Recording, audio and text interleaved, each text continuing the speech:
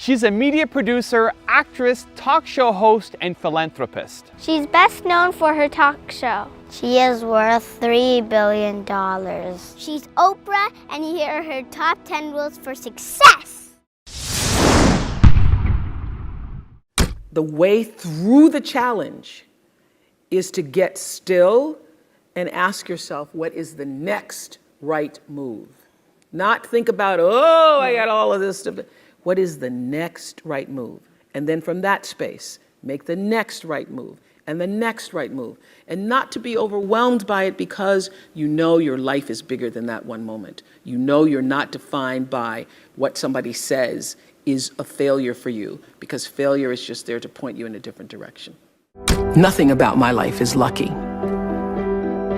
Nothing. A lot of grace, a lot of blessings, a lot of divine order, but I don't believe in luck. For me, luck is preparation, meeting the moment of opportunity. There is no luck without you being prepared to handle that moment of opportunity. And so what I would say for myself is that because of my hand and a force greater than my own, I have been prepared in ways that I didn't even know I was being prepared for. And the truth is, for me and for every person, every single thing that has ever happened in your life is preparing you for the moment that is to come. You don't have to hold yourself hostage to who you used to be or anything you ever used to do. Because who has lived and hasn't made mistakes? When I think about my 20s and what a foolish girl I was and how I would give over my power to men who really didn't mean me well, but now I hold no grudges against them either, because I realized I'm the one who gave over the power because I didn't know any better. And now that I know better, I know I don't have to do that again. It's one of the most powerful lessons any of us can ever know. I say to my girls all of the time that your real work is to figure out where your power base is and to work on the alignment of your personality, your gifts that you have to give, with the real reason why you're here. That's the number one thing you have to do, is to work on yourself and to fill yourself up and keep your cup full. Keep yourself full. Now, I used to be afraid of that. I used to be afraid, particularly from people who say, oh, she's so full of herself. She's so full of herself. And now I embrace it. I consider it a compliment that I am full of myself. Because you only when you're full, I'm full, I'm overflowing, my cup runneth over. I have so much to offer and so much to give. And I am not afraid of honoring myself. You know, it's miraculous when you think about it. I would say to my team, well, it doesn't matter, because every season somebody else was coming out. One talk show, two talk shows, three talk shows. There have been over 100 talk shows since we started. But every time I would feel like, all right, got to step up our game, got to step up our game. The way you step up your game is not to worry about the other guy in any situation, because you can't control the other guy. You cannot control the other guy. You only have control over yourself. So it's like running a race. The energy that it takes to look back and see where the other guys are takes energy away from you. And if they're too close, it scares you. So that's what I would say to my team all the time. Don't waste your time in the race looking back to see where the other guy is or what the other guy is doing. It's not about the other guy. It's about what can you do. You just need to run that race as hard as you can. You need to give it everything you've got all the time for yourself. My grandmother was a maid. That's all she ever knew.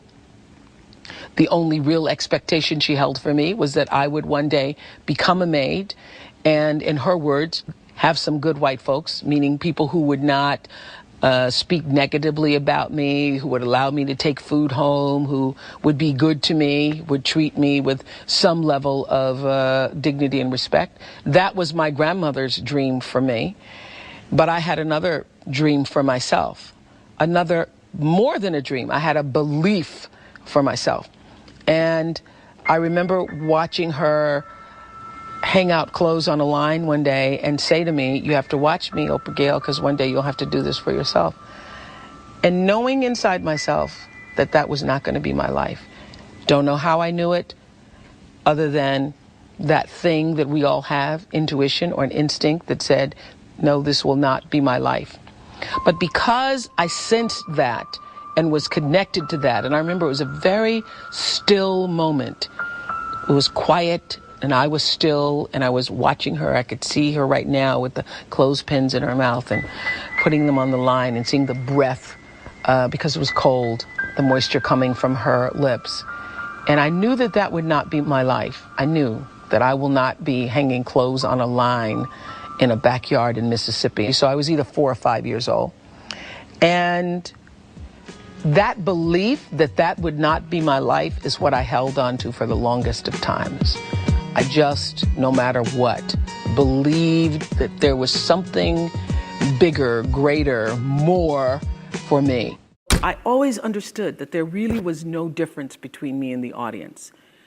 At times, I might have had better shoes, but at the core of what really matters, that we are the same.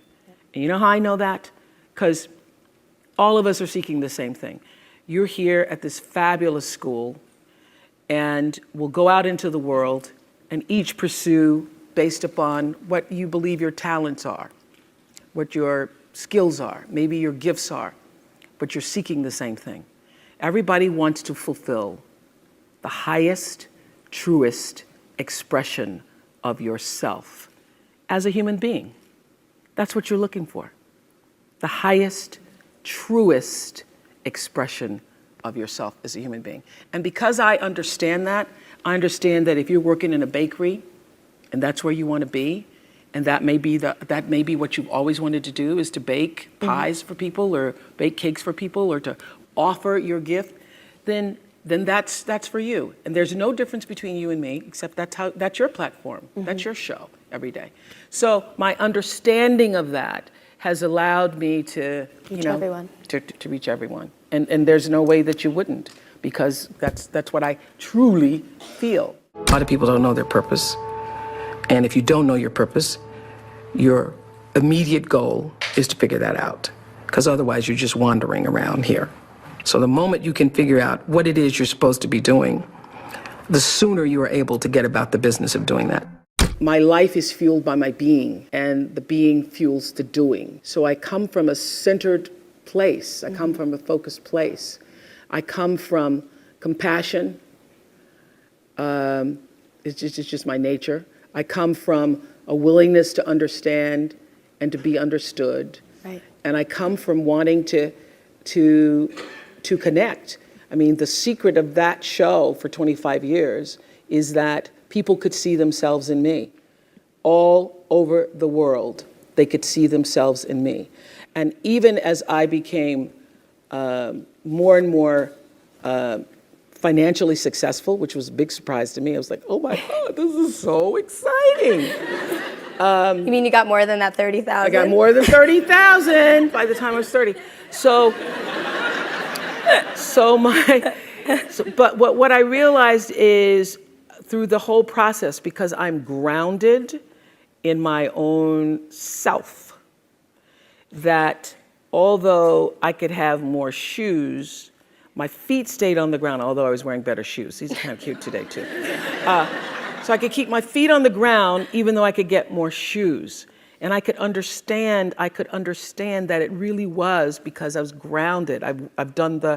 Was doing and continue to this day to do the consciousness work.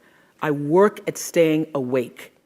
Dear, beautiful, brown-skinned girl. And I use the word beautiful because I know that's never a word you would call yourself. I look into your eyes and I see the light and hope of myself. In this photo, you're just about to turn 20, posing outside the television station where you were recently hired as a reporter. You look calm. You look happy. But I know how scared you are. If I could say anything to you, it would be, relax. It's gonna be okay, girl. Thank you guys so much for watching. I made this video because Valerie Brown asked me to. So if there's a famous entrepreneur that you want me to profile next, leave it in the comments below. I'll see what I can do. I'd also love to know which of Oprah's top 10 rules you connected with the most. Leave it in the comments and we're gonna join in the discussion. Thank you so much for watching. Continue to believe, and I'll see you soon.